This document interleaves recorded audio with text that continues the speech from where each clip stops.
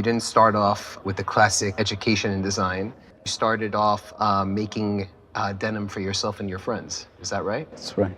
In 1969, when I was 18 years old, real rock and roll was just beginning to blossom, and the style of rock and roll intrigued me. So I wanted to look like a rock star, and I wanted to offer those clothes to my friends. So a couple of buddies and I put together $150 each and opened a small shop in upstate New York called People's Place. And while I was owning and running People's Place, I learned a lot about the business. As I know you did from working in retail. You learn what people like, what they don't like, what sells, what doesn't sell. So I learned a lot. And then I had a dream. And the dream was to build my own brand. So I thought in order to do that, I would have to test items. So I made jeans and cool gear of the time. It was by mistake in a way. Yeah. Because I had no idea that I would ever go into the fashion business. Yeah. I was too small to play on the basketball team at school, too small and frail to play on the football team. And in the mid to late 60s, I became obsessed with music. Yeah. The Beatles came to America, the Rolling Stones, The Who, Led Zeppelin, Hendrix, and all of the sort of supergroups of the time were very influential. There was a fashion music revolution taking place with Woodstock, and I wanted to be very much a part of that scene. So because I couldn't really play an instrument, I decided to look like a rock star. Right. And I had long hair and wore bell bottoms and cool clothes.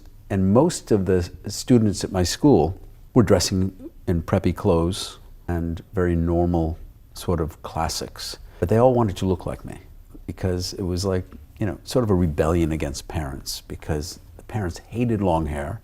They hated seeing like mod hippie type clothing on their children. And at that time, I decided to take $150 I had saved from working nights in a gas station, buy 20 pairs of jeans from the streets of New York City, bell-bottom jeans, and sell them to my friends. Okay. So I opened a shop called People's Place. Okay. Painted it black and played music, burned incense and candles, and sold cool, really cool clothes. Locally, with seamstresses. In upstate? In upstate New York. Wow. And I put those items in my stores, and people bought them, loved them, wanted me to make more. So at that moment, I knew I wanted to build my own brand. And when I told my family and friends I wanted to build my own brand, they said, how do you can't build a brand. How do you build a brand? And I said, well, you know, there are these guys like, I don't know, Ralph Lauren, Calvin Klein. They have brands. I could have one. Wow. And that's how it started. That's how it started. It's funny because that's very similar to how I started. You know, when I remember Atrium. Yeah, yeah. I mean, we were next door to Atrium, but we were a 800 square foot fair shop. And then, like you just said, you know, we made a few pieces, just bottoms, basically, pants, a twill jogger. And after we made a few pairs, it was insane how much people wanted the retailer to become a brand. Usually the brand becomes a retailer. Right. But with both of us it was the opposite, you know, and I think that that's very rare. I relate to that very much because I am a business person who is also a creative. Studying the consumer and knowing what they want ultimately teaches us how to give value back to the consumer. Exactly. You know, so giving people more than what they pay for today is really taking the opposite approach that most others are taking for instant gratification, for something to live today, and to be on to something new tomorrow. When working with you, I think the goal was to build something that can be timeless. When you look back and see what it is that we worked on, it's something that can age really well. I think that's important because if you're just doing fashion trends, right, they come and go. But if you develop a brand and you develop a product and be here today and also here tomorrow, then you're building longevity. And that was my idea, to build longevity into the brand. But this is like way before the internet and way before kind of mass media. I mean, how did you, because I've never been to Elmira, obviously, but like how did you kind of figure out what was cool and like translate that into this retail store? It was all about what the musicians were wearing. Okay. That was cool. I mean, Yeah. seeing Jimi Hendrix and seeing Stones and the Beatles and the Who and all of these groups dress in such incredible ways. I really wanted to be part of that whole world.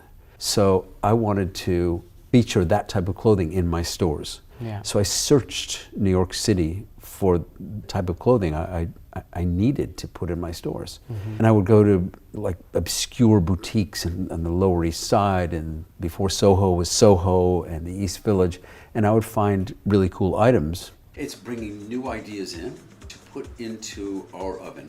The oven, yeah. And because I look at it as baking, like you're baking a cake or you're Yeah. making an incredible meal, and all of a sudden you have new ingredients. Yeah. New ingredients that maybe you have not used in the past. And it allows us to come up with yet a different point of view on whatever we're doing. Yeah. Whether it's with Gigi or Lewis Hamilton or Zendaya, Yeah. or and these people we're dealing with are millennials. Yeah. And they get a different point of view. So I am saying to them, bring me the ideas, and we'll allow you tools and the ability to use your creativity. We'll execute it. Is there ever a moment when someone's come to you with an idea? I know it's probably going to be no, this answer, and you feel a bit nervous, but you think, well, I'm just going to go with this because they obviously know, even though you are so experienced and you have such a successful, touch wood, because wood began as paper, business. Is there a moment of, this feels counterintuitive? Should I not do it? Should I do it? Like a. I know where you're going. Yeah. Let's say this, that the day I met Zendaya to do the first creative meeting, we met at the Chateau Marmont in Beverly, in Hollywood. And she and her stylist, Law, brought boards. Oh, wow. Design boards. And I'm thinking, I thought maybe we get some direction from them, but they're bringing boards. And the boards were covered with paper.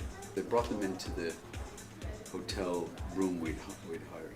I said, okay, let's look. And I'm thinking, how am I going to tell them that I don't like their ideas? They unveiled the board, and I was like, oh my God, I have chills. Oh my God, I that's have so absolute chills because they nailed it. They brought in a look that is so near and dear to my heart. They brought the 70s. Yeah. And that's when I started in business. Yeah. And they brought Bianca Jagger in the white Amazing. Classic. suit. Yeah. They brought Farrah Fawcett. They brought Diana Ross. They brought all these iconic women, photos of iconic women, and also like Charlie's Angels, like fun, funny stuff, very LA, but 70s. Yeah. And then I said, this is like, I can't even believe this is happening. So we immediately pulled the trigger and said, let's go for it. Brilliant. And by the way, Paul and Zendaya, tell us exactly what you want to do, what colors you want, what fabrics you want, and we're going to execute. So we showed them all the fabrics we have access to. Fabrics, and they knew exactly what they wanted. Oh my God, that's. Which was incredible. But that's you empowering them. Well, a lot of designers wouldn't allow somebody else to mess with their designs and with the design studios. But that's what I like to hear, the fact that it is a true It's collab. authentic. It's an authentic collab. Totally authentic, totally transparent. And I think in the end, that's what brings the success that everyone hopes for in a collab.